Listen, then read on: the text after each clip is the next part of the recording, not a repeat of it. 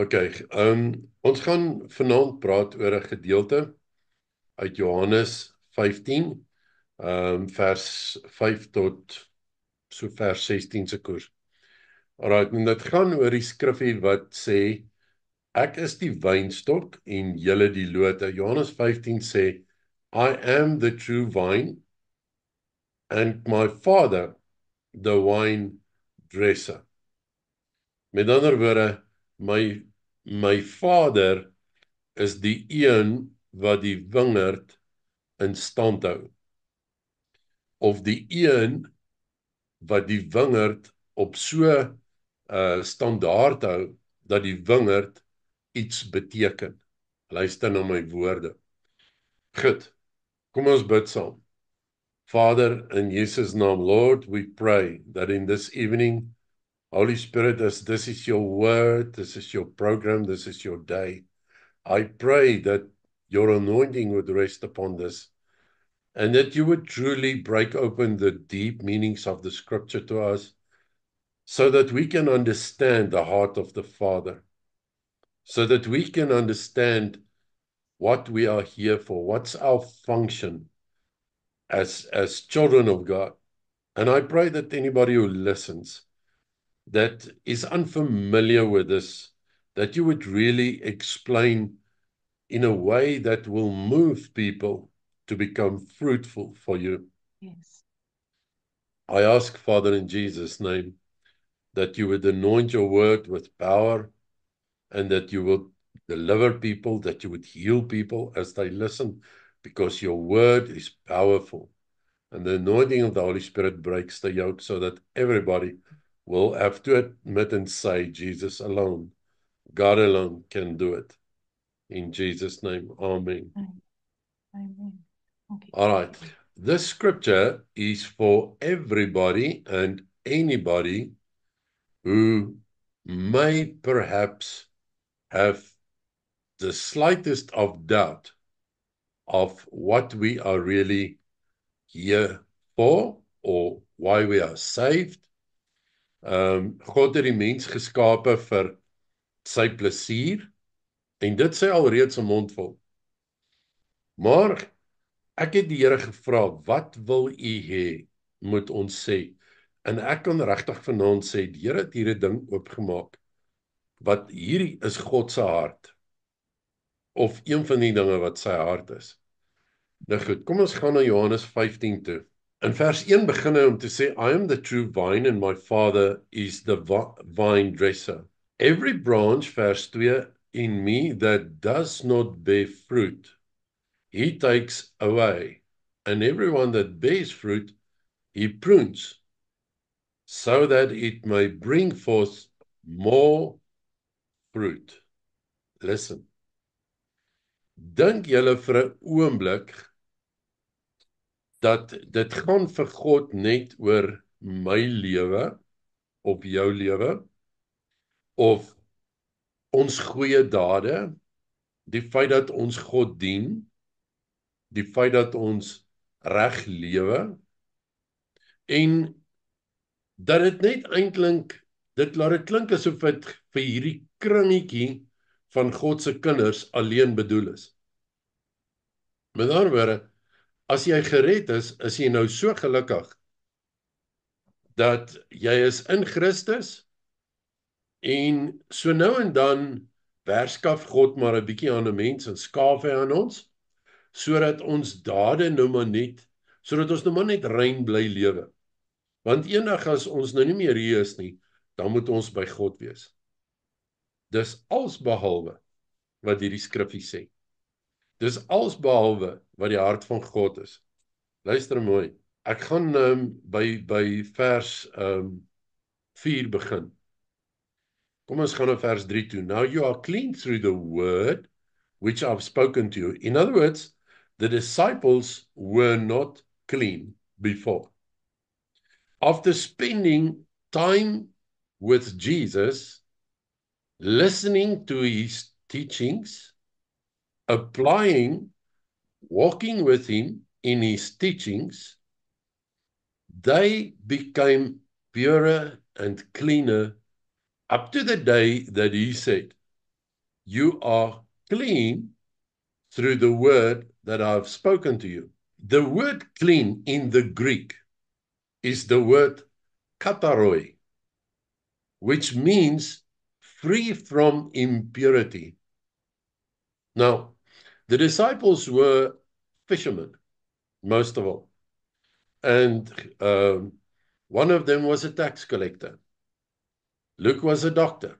And so they each had their own job, right? But he said to them, you have become clean, in other words, free from impurity. Was it in the body? No. Was it in the spirit? Must have been.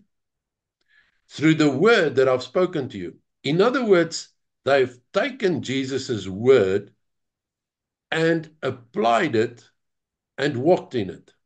And that made them clean. They followed him and turned their back on the things with which they were formerly busy with. And that turnaround, walking in the word of God, in applying his teachings, made them cleaner and cleaner by the day. Now, Jesus says, you are clean through the word. Why is this important? Because a vessel of God has to be clean. The Bible says, what will it profit a man if he wins the whole world but loses his soul? Right? So om instrument te wees, moet ek ou dinge afsterf. Abide in me and I in you, as the branch cannot bear fruit of itself unless it remains in the vine, so neither can you unless you abide in me. As the branch cannot bear fruit of itself unless it remains in the vine, so neither can you unless you abide in me. Do you know what this little scripture says? It says, whoever you have to feed or give something to that will change their lives, you cannot do it out of your own. Ek kom nou nader aan die kraks van hierdie boodskap. Hy het op geen stadium nog hier gepraat van, julle moet tot bekering kom nie. Hy praat met disippels vir wie hy 'n sekere opdrag gee. Hy het nie vir hulle gesê, gaan kom tot bekering nie. Nou sê hy vir hulle, as jy in my bly, kan jy vrug dra. Hoekom? Want ek is die bron van dit wat jy in jou lewe nodig het om vrug te laat voorkom.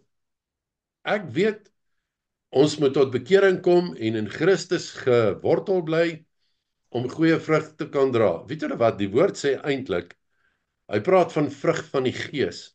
Die Gees van God wat binne in jou woon, en hy laat jou anders lewe as wat jy normaalweg sou lewe, as jy 'n oorgegewe lewe lei. Maar nou, hierdie skrifgie sê die Here Jesus, julle moet in my bly. Met ander woorde, ek is die bron van iets wat julle nodig het en wat ander mense nodig het. Vers 5.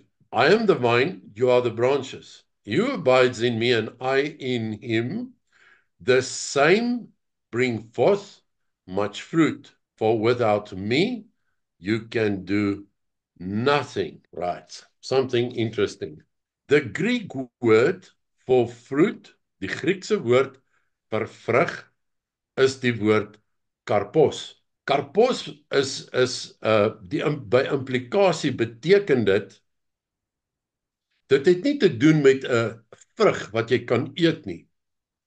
It is rather the concept of fruit, which means it is something that it brings forth, there is a result. If you bear fruit, there is something that happens when you bear fruit. Something that has got a lasting impact on someone else. It leaves a positive legacy or response, and it is of eternal significance, especially related to discipleship. As die Here Jesus sê, go and bear much fruit, dan sê hy eintlik, go and do something that makes what does not exist to exist, has a lasting impact on that which does not exist yet. So that there is eternal significance in the whole matter, in the response to your bearing fruit. Met ander woorde, as jy vrug dra, doen jy iets wat 'n impak het op iets of iemand anders, wat 'n blywende effek het en wat spesifieke waardevolle betekenis het, veral met verwysing na disippelskap.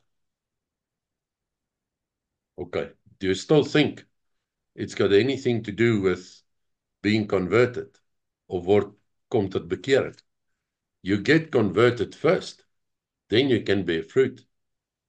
But I need to stand still at this what fruit? What is this bearing fruit? Is this bearing fruit getting converted? Leave your sins, and now you lead a honest life, a good life. Ek praat nie meer soos altyd nie. Ek doen nie meer soos altyd nie. Ek is vroom.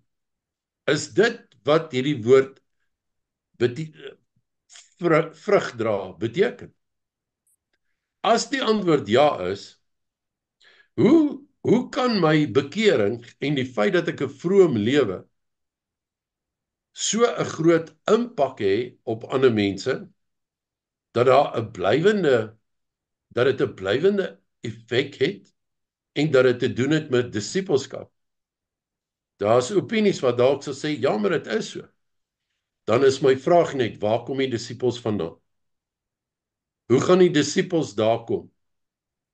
Want hierdie woord sê, en ek gaan nou daarby stil staan, ek dink dit is vers 16.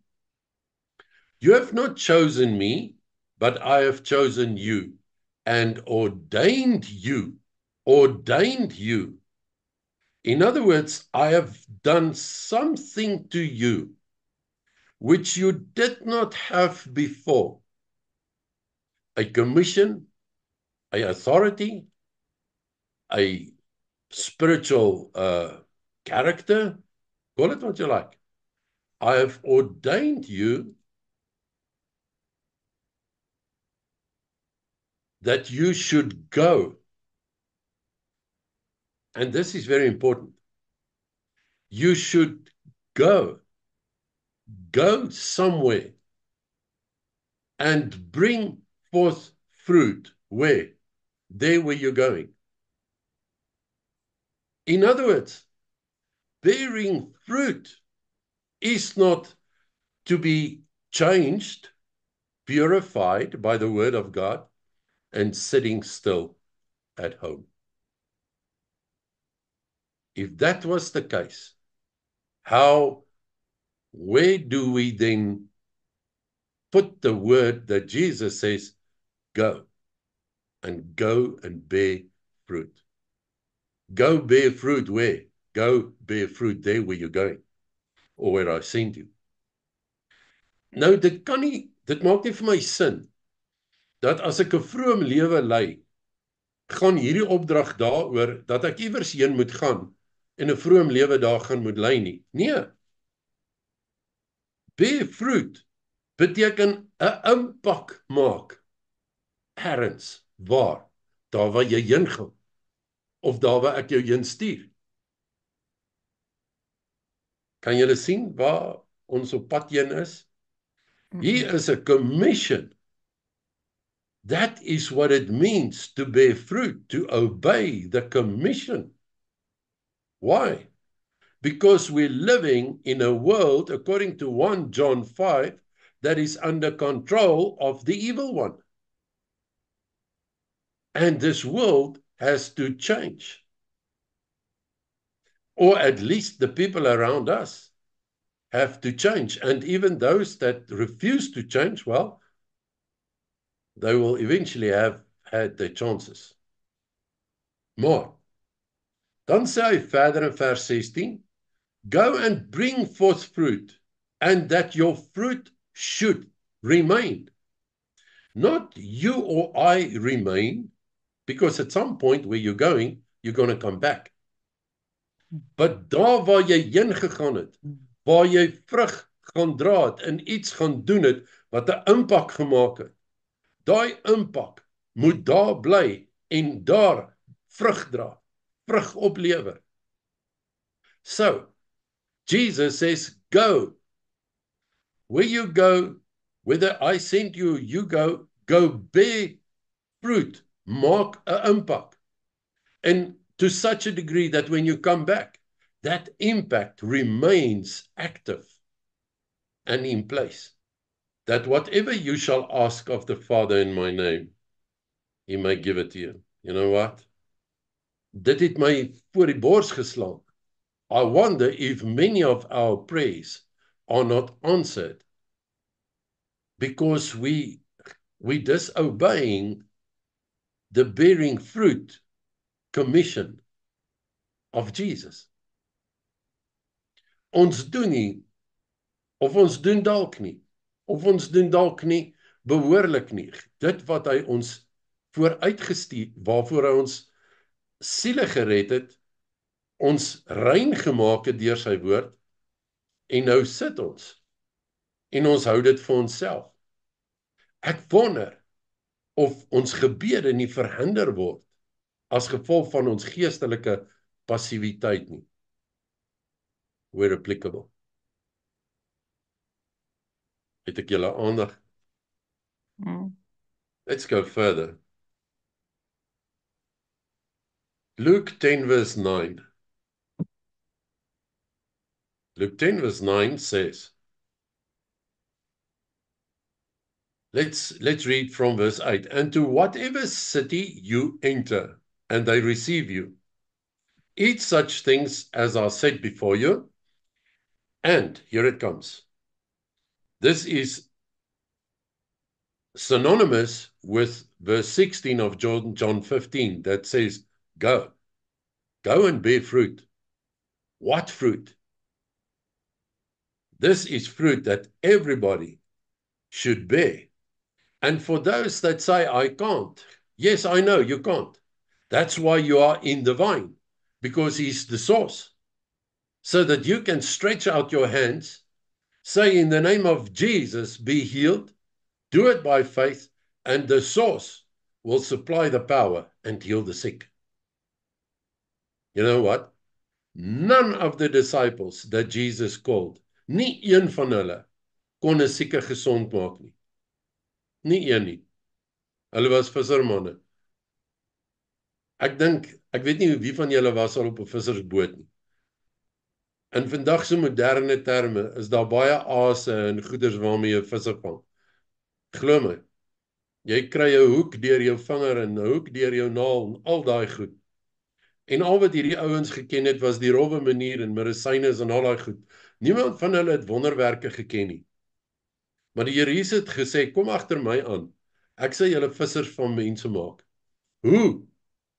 I will send you on a mission that when you go bear fruit, people will follow you for my name's sake. Why? Because I'm with you. If you are in me, I am that source that enables you to lay your hands upon the sick and they will be healed.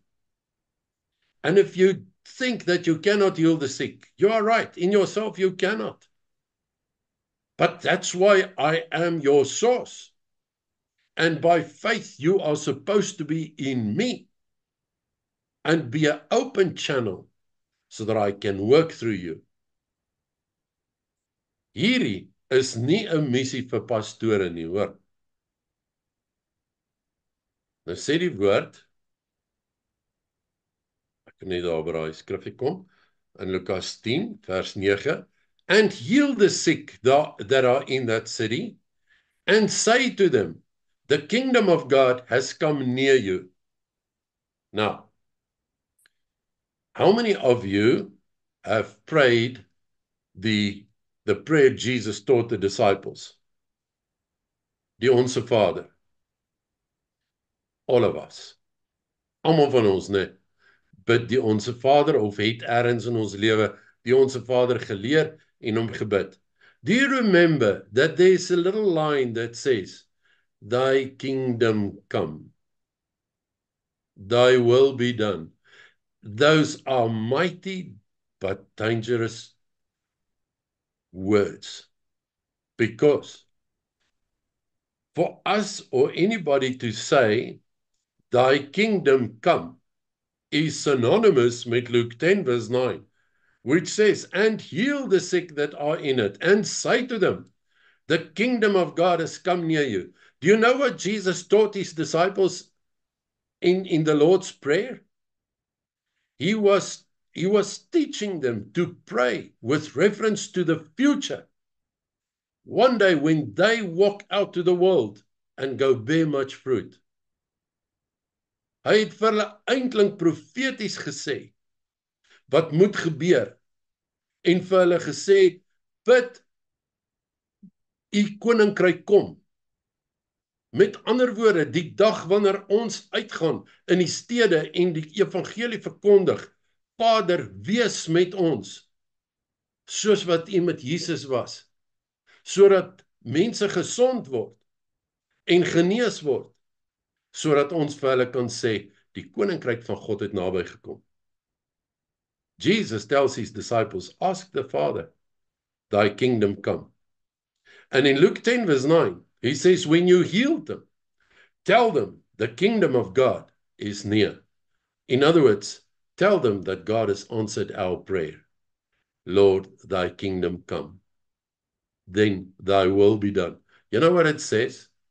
It's God's will that the kingdom of God would come. And by that I mean, it's God's will to heal people, to save people, to deliver people.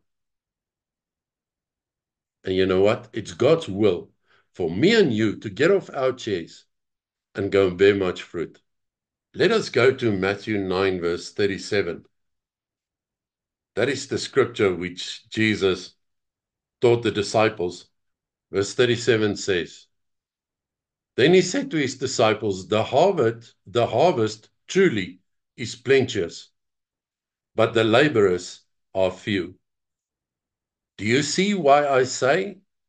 The Lord's Prayer, die Onse Vader, het die Here Jesus profeties eintlik vir hulle gesê, bid, laat u koninkryk kom. Met ander woorde, Vader, laat u wonderwerke, u vrymaking, deliverance, genesing, redding van siele, laat dit kom.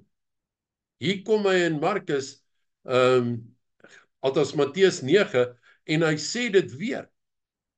Hy sê, therefore, in vers 37, kom ons gaan na vers 36 toe. Jesus is saam met sy disippels, hy sien 'n groot skare, en hy sien hierdie mense is eintlik verdwaal, geestelik.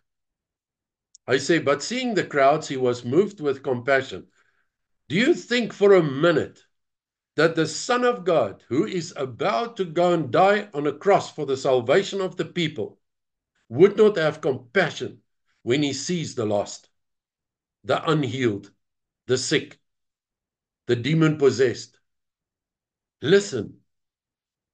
And that very moment, the Bible says he was moved with compassion on them because they were tired and scattered like sheep having no shepherd. You know what a shepherd does? He guards the sheep against the evil one. And when the evil one comes, he chases him away. There's deliverance, there's healing, there's restoration. Now, then he said to his disciples, the harvest, these people that I'm seeing in front of me, the rest of the people in the world out there, to where I'm sending you, where I'm going to one day tell you, go and bear much fruit. All these people, the harvest truly is plenteous, but the laborers are few. At that point, there were only 13 laborers. John the Baptist and the 12 disciples Jesus called, minus Judas. That leaves it with 12. So he said, the harvest truly is plenteous, but the laborers are few. Therefore, and for the third time, therefore, pray the Lord of the harvest that he will send out laborers into his harvest. In other words, ask the Father, thy kingdom come, because it is thy will. And when you go out and you bear much fruit, in other words, you heal the sick and you deliver the bound, tell them, God has heard your prayer, meaning, tell them, the kingdom of God is at hand. I think we need to understand what Jesus said, or what he meant, toe hy gesê het, ek is die wynstok, ek is die bron, en julle is die lote, en met jou in my, en my in jou, sê die Here Jesus, kan jy 'n instrument wees, om wonderwerke te doen. Can I prove that? Oh yes, I can. The Bible says in another scripture, and he worketh together confirming the word, with signs and wonders. It is not I that heal. It is not I that deliver, but I stand as a channel bearing fruit, saying in the name of Jesus, be healed. I bind this demon. I break your hold. Go, leave this person. That is to bear much fruit. Because that is what makes people to believe in Jesus. Om veel vrug te dra, is nie vir my om tot bekering te kom, 'n vroom lewe te lei, maar ek sit by die huis nie. Of wanneer ek uitgaan, dan, jy weet, iemand met my praat oor die Here, dan praat ek ook maar van daai man daarbo. Nee man, daar's nie iemand soos die man daarbo. Dis God, die enigste God. And he loves you. Dit is wat dit is, om te gaan vrug dra. Sodat iemand vir jou sê, as hierdie God vir my so lief is, kan hy my vrymaak? Yes, he can. Kan hy my genees? Yes, he can. Ek sal nooit vergeet nie, ek het al baie die storie vertel. In my vroeë jare in die weermag was daar van tyd tot tyd, ek was baie gespot oor my lewenswyse en al daai goed. En eendag kom daar iemand na my toe en sê, sal jy vir my bid? Ek is vasgevang met pornografie. En die Here maak daai dag daai man vry. But you know what? I'm not God's gift to humanity. But there were so many mockings. Daar was soveel spotterye. Until the day that the truth hits this man. And he says, I have seen God working somewhere. Can he do something for me as well? Yes, he can. Kom ons gaan na Markus 1 vers 15 toe.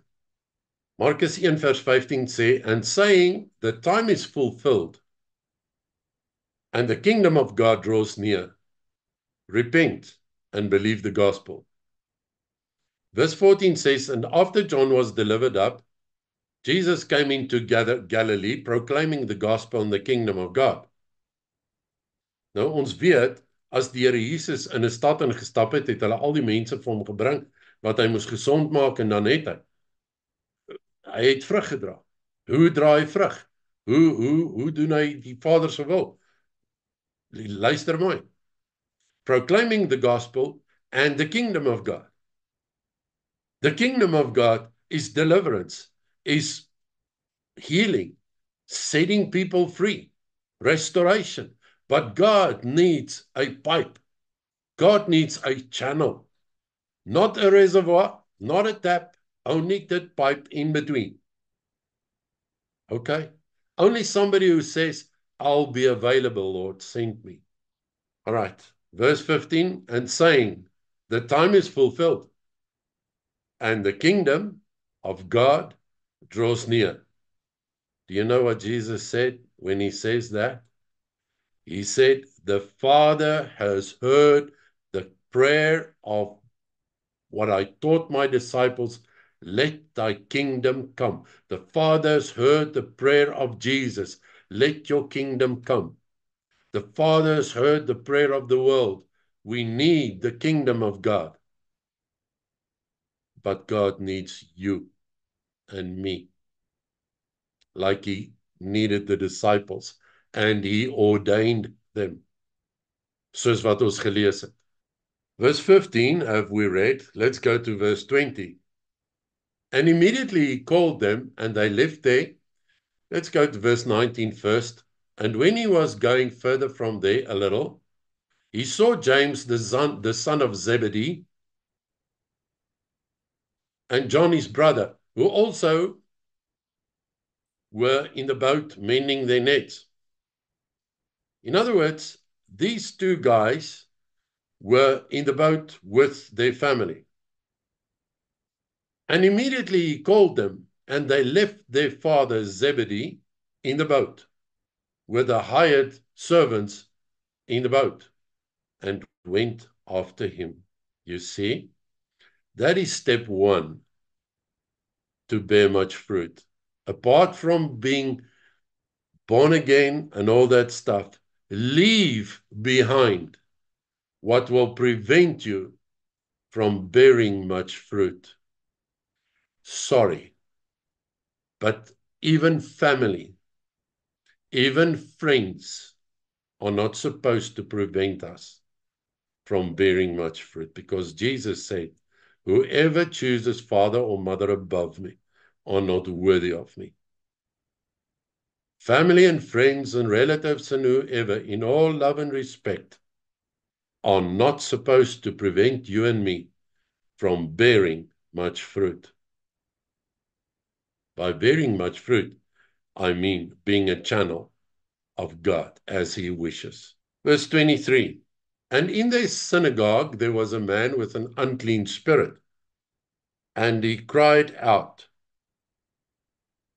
Verse 24, saying, what is it to us and to you, Jesus of Nazareth? Have you come to destroy us? I know you, who you are, the Holy One of God. Now, what do you think will the devil say to anybody who knows who he is or she is in Christ, who is in the vine, in the source of power, knowing his or her identity in Christ? If the evil one says to Jesus, I know you, Holy One of God, what will he say to you if you are in the vine? He will have to recognize that you are in a source a lot higher and greater than him, the evil one. So there's no need to be afraid and say, I can't be used. But the opposite is so true. The moment that we doubt who we are in God, this very same evil one will turn around and say, who are you? Who do you think you are? Soos met die 7 seuns van Skefa, hulle aanrand en hulle lot daarna was erger as voor die tyd. You see, it depends how we see ourselves in the vine. That determines bearing fruit or no fruit. It's a matter of spiritual identity. It's a matter of knowing in Jesus and in his name, I will, in the name of Jesus, lay my hands on the sick and they shall recover. Want hierdie hele evangelie is een missie van God, that the kingdom of God come down and manifest itself on this earth. And when the people get healed, you tell them, the kingdom of God is near. Want die Here het vir die disciples gesê, julle moet so bid, want dis waarom het gaan. Hierdie mense moet gered word. Being in the vine has got, there's a lot more to it than meets the eye. Dit gaan nie net oor kom tot bekering nie. Dit gaan oor die woordjie go. And where you go bear much fruit there. Heal the sick. Deliver in my name. Be someone I can use there.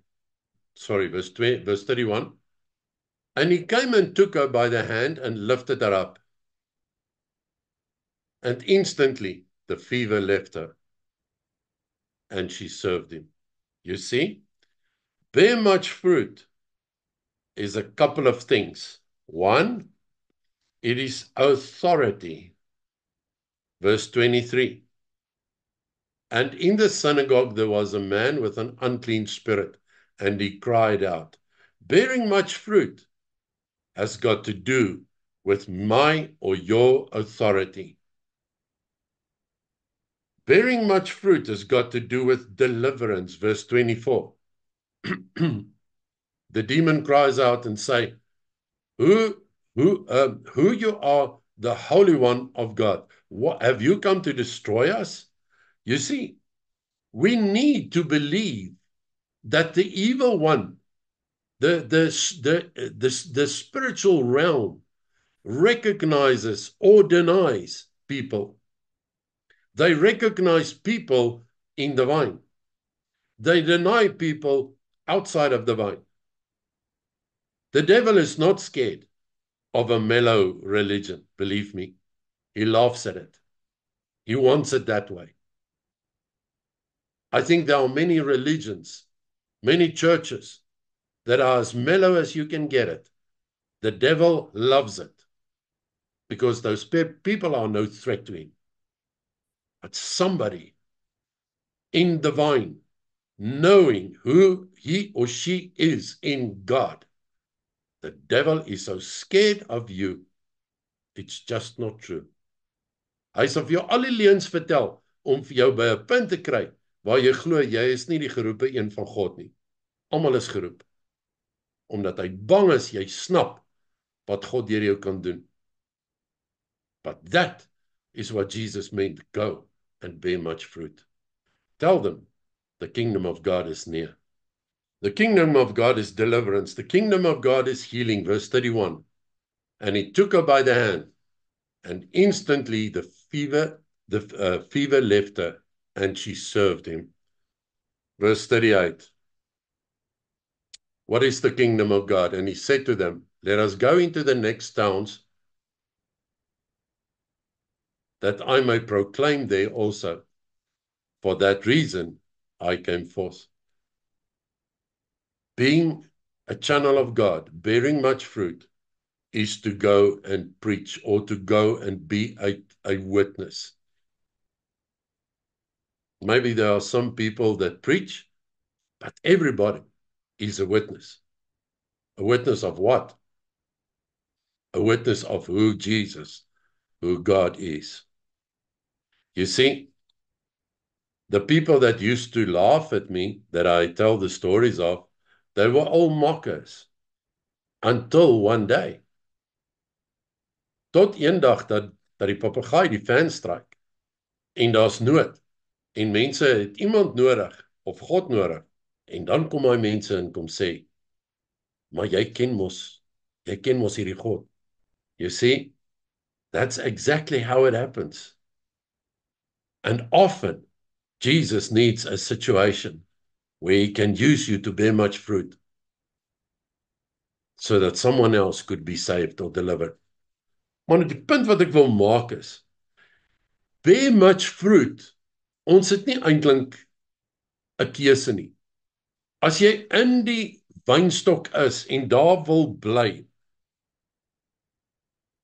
dan is vrug dra, ek wil amper sê, is maar 'n vereiste. En soos ek vroeër gesê het, ek het 'n vermoede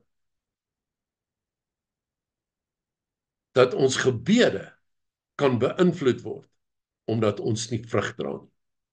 En by vrug dra dek ek alles onder rein lewe, onder heilig lewe, onder heiligmaking nastreef en ook onder getuie wees.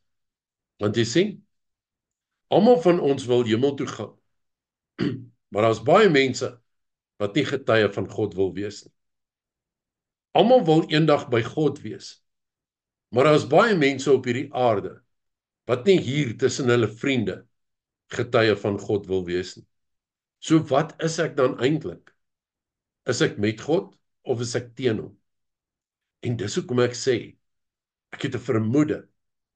Baie van ons gebede word soms nie geantwoord nie, omdat ek nie eintlik regtig in die wynstok in is nie. Ek wil vinnig hier 3 of 4 dinge noem wat in my gees geval het, wat ek neergeskryf het. Oor, behalwe vir wat ons gesê het, wat beteken dit om te gaan vrug dra? Experiences that you have with God fills you and it gives you something to give out to somebody else. Are you with me? Experiences with God, experiences with the Holy Spirit, fills your spirit and it gives you nourishment to go and dish out to the hungry. The living word inside of us, or if the word of God lives inside of us, it fills me and it quenches my hunger. Dit stil my honger, maar dit gee vir my voedsel met voedingswaarde om vir iemand anders te gaan gee. Luister hier, het julle al die voëls dopgehou? Hoe voer die ouers die kleintjies? Deur hulle snavels, nê? Met ander woorde, dit wat die ouers eet, wat vir die ouers voedsaam is, dra hulle so oor en hulle maak die kleintjies daarmee groot. Nou hier's 'n mooi illustrasie as jy hou van beeld en beeldillustrasies.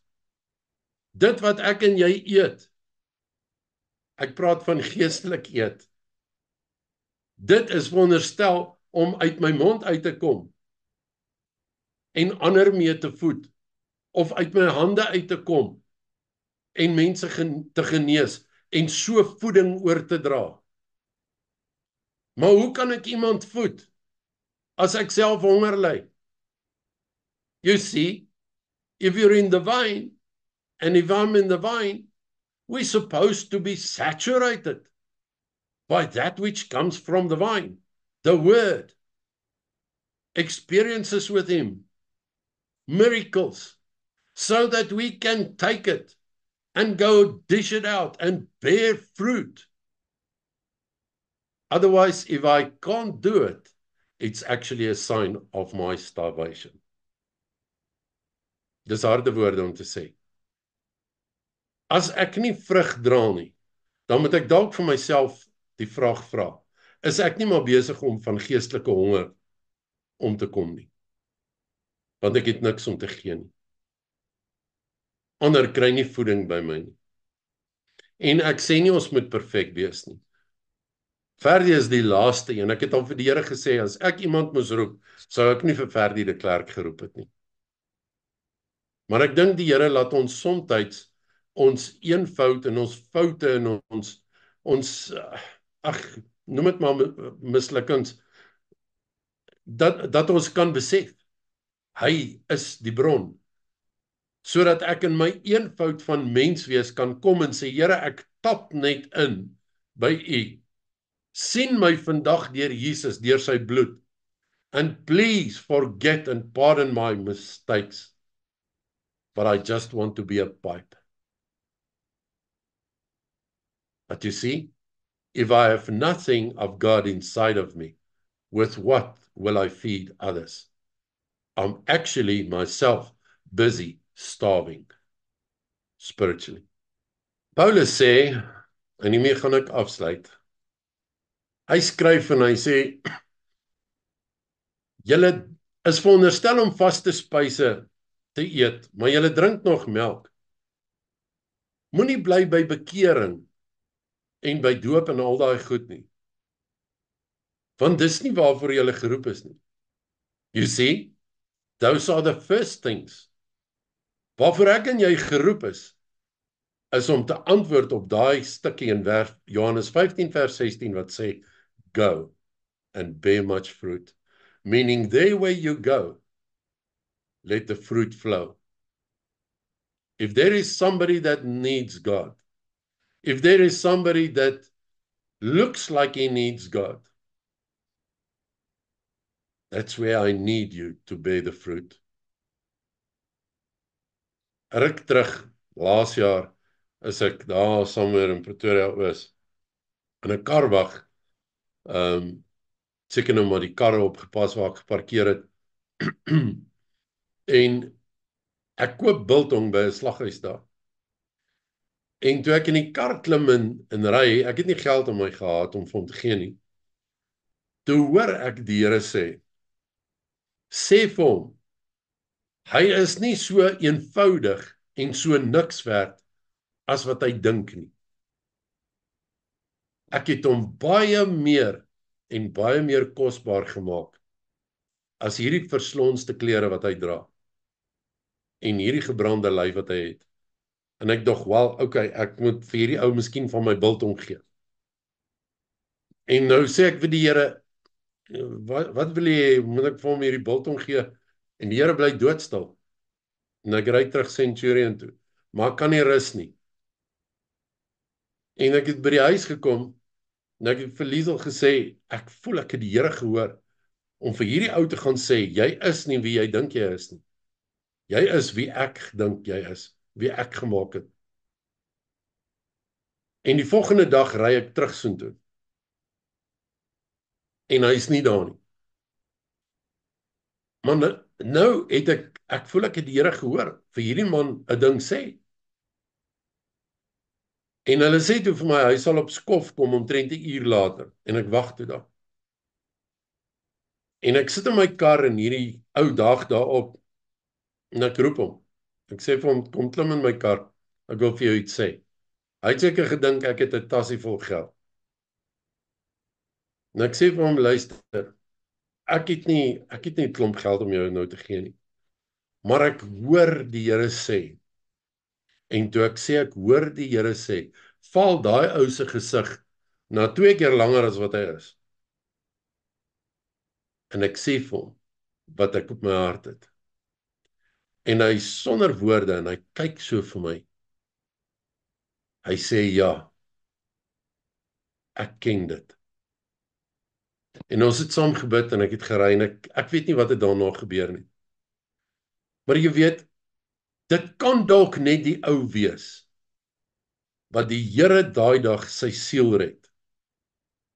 Of wat daai aand huis toe gaan, en vir die Here sê, as U vir my so lief is, kom en vat my lewe en verander dit.